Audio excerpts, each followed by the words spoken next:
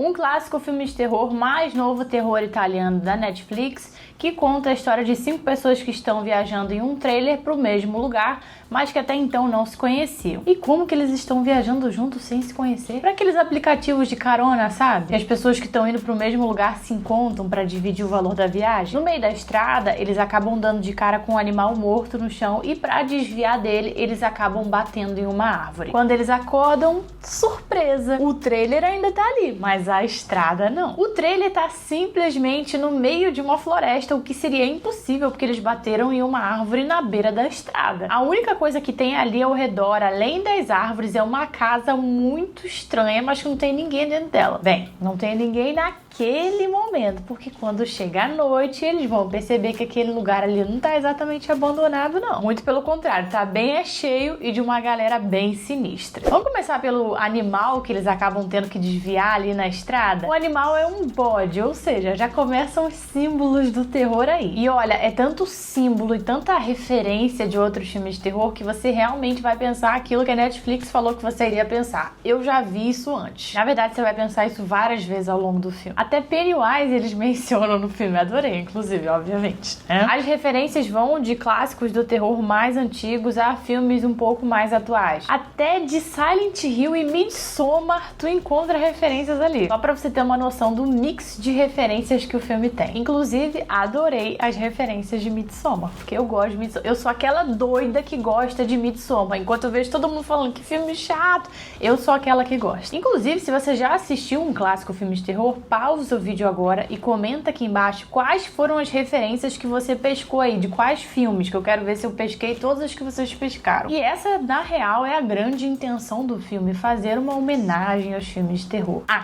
Não somente isso, mas também brincar com o cinema de terror italiano. Fazer uma pequena sátirazinha. O filme começa bem, com uma história interessante. Ele, na verdade, não enrola pra dar início à parte do terror. Ele consegue logo criar um clima de suspense legal. Com 15 minutos de filme, a gente já tá pensando que porra que tá acontecendo ali. A partir daí, ele intercala entre um suspense, que são os momentos em que a galera tá explorando o lugar e tentando entender o que é aquele lugar que eles estão fazendo ali, e um terror, de fato, quando eles inserem os objetos mais macabros e as cenas mais violentas. Porém, ele só consegue dar continuidade a esse clima no filme até certo ponto. É o ponto de virada, o momento em que tanto nós aqui fora quanto os personagens fazemos certas descobertas. A partir daí ele perde o fôlego. Além de ele não conseguir mais manter aquele clima tenso, ele também não consegue mais te deixar tão interessado assim. Em outras palavras, ele fica sem graça. Alguns pontos positivos do filme que eu preciso destacar. Primeiro, as atuações, que são muito boas mesmo, de todo o elenco. Existe sim um destaque ali, que é a Matilda Lutz, que interpreta a Elise, maravilhosa. Ela traz um desespero convincente demais mesmo. É impossível você não notar a atuação dela em especial. Mas ainda assim, como eu disse, todo o elenco tá realmente muito bom. E outra coisa que eu preciso destacar é a trilha sonora, que parece uma mistura de Midsommar, Hereditário e A Bruxa. A Ari Aster em peso nesse filme, né? A trilha sonora é responsável por, no mínimo, 50% do clima sombrio do filme. Ela tá bem legal mesmo, tem até música infantil. Já os outros 50% são trazidos para o filme através de objetos macabros encontrados pela galera, pessoas com roupas e máscaras típicas de rituais satânicos, a casa, que é a única coisa que tem ali do nada, com aquele design super sinistro, parece que é a porta pro inferno, e é claro, as cenas de violência. Algumas delas vão te dar um bom nervosinho, e quando eu falo isso eu tenho